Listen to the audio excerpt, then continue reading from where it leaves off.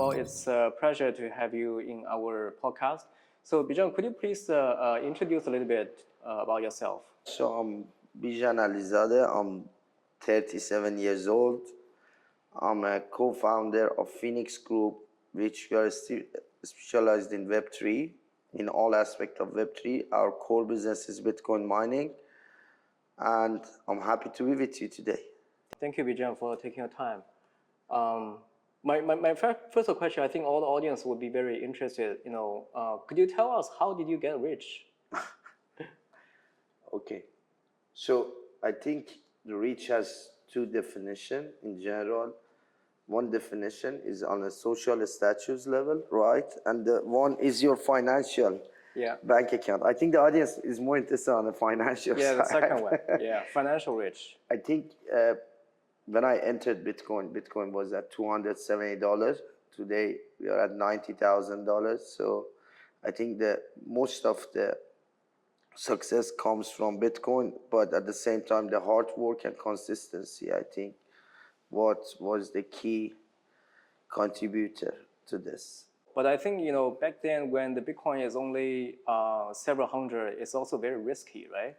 So could you share with us, what kind of thing made you a commitment into this industry, and what is the biggest gamble along the course? I mean, to be honest, I think my memo in life is I don't believe in the money in a bank account. I think you should have enough money that you secure yourself and your family. I mean, as of real estate and assets that are safe, that generate yield, that you know that if there is enough of those, you can carry with your life. But the rest of the money, I believe that it has to be invested. The money has to go and come back, go and come back. This cycle needs to continue. I don't like to. Usually, when I open my bank account, I just want to see that there is enough money, the run rate of 2-3 months. Okay. The rest should be invested. So you play very tight of your current account. Yeah. I mean, I believe in the decentralization. So I like the money to be invested at all times. We all understand, you are the biggest miner in MENA region. And what brought you into this Bitcoin miner industry? I mean, in the beginning, to be honest, I felt that because we didn't have a lot of money, so we need to go out there and raise money from the investors. So that was when? 2015, 16. Okay. And then, as you correctly mentioned, it was very risky back then. So we wanted to go at least in a risky business with the safest part of it, which was Bitcoin mining, because you had equipments, and this equipment, essentially, it was a hard asset. That was the reason we chose Bitcoin mining. And I'm an electrical engineer by trade. I understand thing or two about electricity. And the key contributor to Bitcoin mining, essentially, is the electricity. In that case, what's the most unexpected decision you have made in past 7 years, and why did it turn out to be brilliant? I think two things. I mean, brilliant. So I think in 2016, we had operations in Middle East, and the regulatory framework wasn't here. So we have been ordered to shut down the mine, and I think exactly on that spot, I told my guys, listen, we have to go to North America and find the site. And I think that was the moment our life changed. We went to Canada, we started in Manitoba, then started in Toronto, and from Canada, then we moved to US, and everything sort of exploded from there. If we come back to the very day when you set up the Phoenix, what's one thing you might do differently? I would keep my balance sheet in Bitcoin. Okay. I think that's the only regret I have. You always, in a way, it's a correct way of doing business. You have to always be, you have to control the risk. But I believe now, if I go back, I would keep everything in crypto. Okay, everything in crypto. Yeah, fully. Okay. Cool. You think you're still not concentrated enough? I mean, we are concentrated 60%. Yeah. But still not enough. Still not enough. Yeah. Cool. So I think like, as a contrarian entrepreneur, you set up the Phoenix mining in 8 years ago and everything, went very well. Can you share with us what's your biggest failure along the way and what kind of lesson you learned from? Understanding the cycle, it's something that was, if I look at it as a failure, I made some mistake. So we all want Bitcoin to go to $1 million, to go to $10 million. We all want Bitcoin to be an alternative, safe haven asset that you want to keep gold, you want to keep Bitcoin in your portfolio. But we have to understand that nothing goes up in a straight line. I mean, the market has ups and downs like everything else. I think in the past cycle, during the peak, I have purchased some miners that wasn't the best decision at the time, and I regret it still. So basically, buy as a top is one of your big lessons. Yeah, because so this is my third cycle in a sense that I'm going through. So when the first cycle happened, I saw exactly what happened. The second cycle, I told myself, the market is different this time. There is a lot of buyers out there. There will not be a collapse in price. Okay. You think there was a super cycle? Super cycle. And now this is what people are talking about this cycle. They're saying it's a super cycle. So my advice to the entrepreneurs out there is be aware of nothing goes on a straight line. There need to be a correction and just don't put all your eggs in one basket. Okay. But then I have another question, like, how you balance the two different philosophy? Don't put your eggs into one basket and keep everything to Bitcoin if you got a second chance. True. I think, Bill, that goes I mean, it's different. The scale we are at Phoenix today as a publicly listed entities allows us to do this.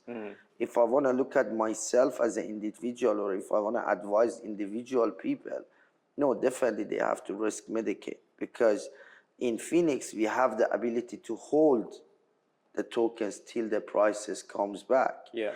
And in any market, in any financial market, I believe strong hands always win. Look at Warren Buffett. He is buying, holding on to it, and at a certain time, it will reach to that point again, even if a crash happens. So for the individuals, I still think that 30–40% of their saving, it should be in crypto. Wow. Yeah. That's a very strong position for most of the retail, I guess. Yeah, because crazy people win, right? Yeah. If you want to live by calculator, if you want to calculate everything in general, you will lose your money. That's true. Yeah. So this is another thing that I have. I say crazy people always win. Crazy people can forgive. Crazy people can work harder than any other people. Crazy people don't look in front of their feet. They look at 20 steps ahead. Yeah. So. Yeah, very well said. So apart from the topic of the failure, also I think the audience are very interested to learn, are there any darkest moment that, you almost gave up? Yeah. I think when we went to 3,800 on the past cycle. That was which year? I think 2017-ish. 17, okay. Then it came down to 1,800. Yeah. And I went to Munaf, my co-founder, and said, I feel that it's going to zero. And we sort of snapped and sold everything. Okay. Just to save the company, because it wasn't back then. We had investors, right? We gathered money from investors. We purchased equipment, and the Bitcoin was collapsing.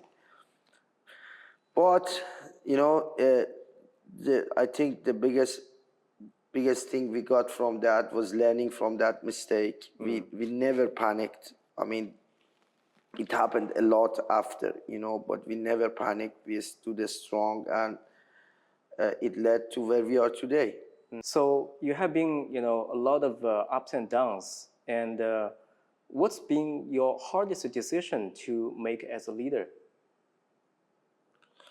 I think the hardest decision, and maybe the best decision, of my career was to take Phoenix public. The reason I say hard, because we were the first publicly listed company in Middle East in blockchain. Yes. So we knew that we are in for a lot of surprises. We are in for a lot of regulatory stuff that needed to be changed, or we had to ask regulators to give us exceptions. But luckily the decision worked out well, and this is where we are today. To the retail audience, I think they're also very interested about, can you share us what is your most successful trade and how much multiple you make? I mean, on a VC side or a trading side? Anything, any domain. Okay. VC side, this one is funny. So a friend of mine called me from India, and he said, we are developing, I don't share the name, right? Yeah. The name of the project, Sure. but he told me there is this game, we are launching it tonight, and the whole India is going to go behind it and buy 50,000. I said, listen, man, this thing is, there is no deck, they didn't even have a deck. They said it was like a meme coin back then. Yeah. So they launched it. I put $10,000 and it opened up 450x. Wow.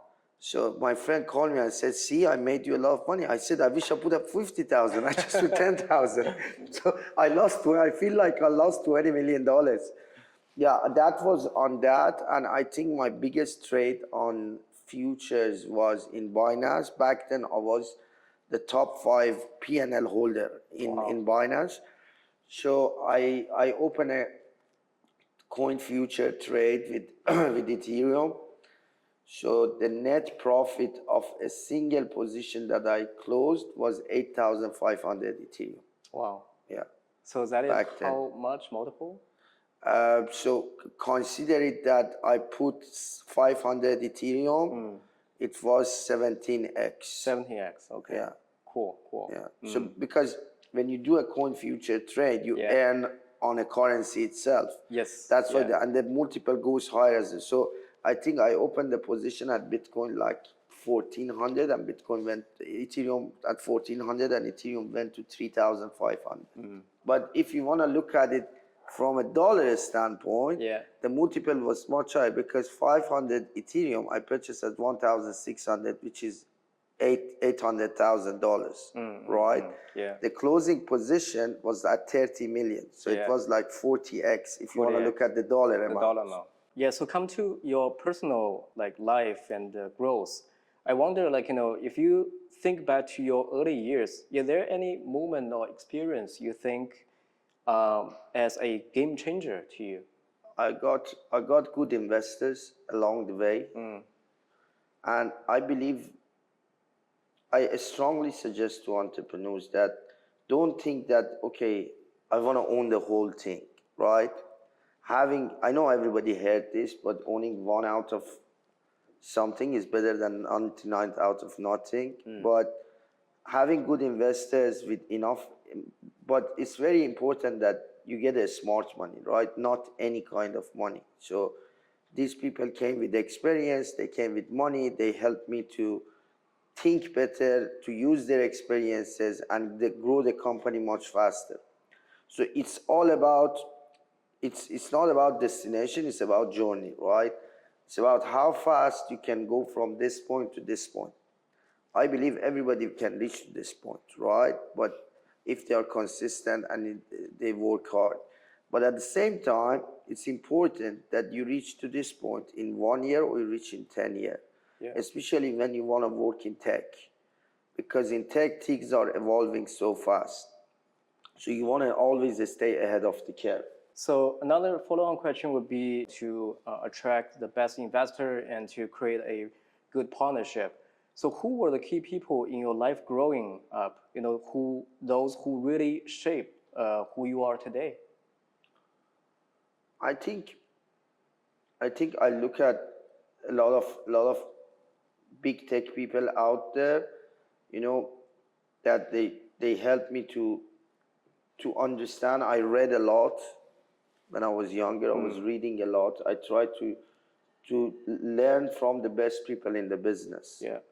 And I think nowadays, back then it was just book. Nowadays, I think the reach of people is much easier. You know, you can get a lot more experience. That's why we see our younger generation are so much talented. You know, they have access to good education material, good content. You know, the whole content industry is exploding. So the ability for the young guys today to go out there and get educated much faster, it will help them to grow so much faster. And I think that was one of the key things for me. Awesome. So what would be your top piece of advice to any, new beginners into the crypto? Like, what kind of advice can make them rich? Learn what you are investing. You know, don't invest blindly.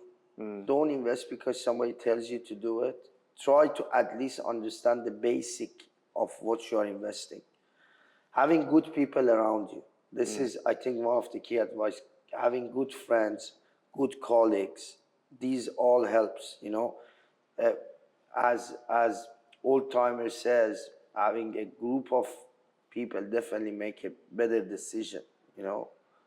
And I think one of our key success in Phoenix is not me as the leader, is the team that shaped the company, right? It's a talent, and everything else together, it comes and form a unique structure, and that structure or that organization or that family essentially can achieve any obstacle in a sense, right?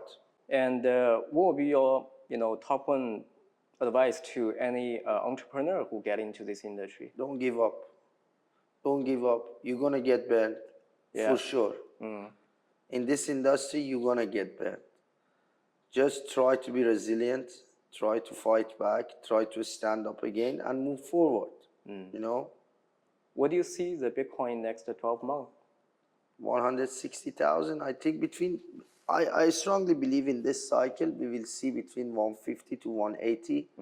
Why is that? But so if you look at historical trend, again, there is no hard data on this, right? But if you look at the cycle, we will see 3 to 4x after the halving when the bull run starts. I think in this cycle we had 60,000 as a benchmark.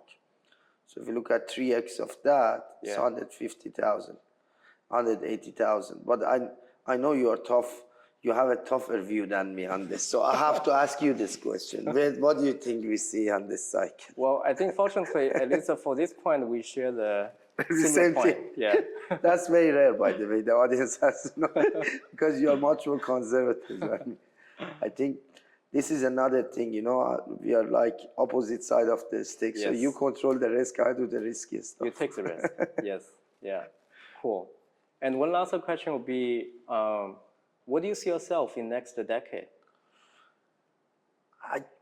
This is what you always talk about, right? I think a bit more settled down. I mean, going to doing bigger stuff, right? Now we are as a company, as a group of companies, like say we are at, I don't know, $5 billion as a collectively entities. We want to be at $30 billion in the next 10 years. $30 to $50 billion, and that achieves by doing some bigger stuff, moving into AI, moving into data, a lot of stuff that we are doing bits and pieces, but we have to be a much bigger market share and bigger player in those areas. Cool. Yeah. Well, I think that's pretty much about today's episode, and thanks everyone time, and we will see you in next episode. Thank you, Bill.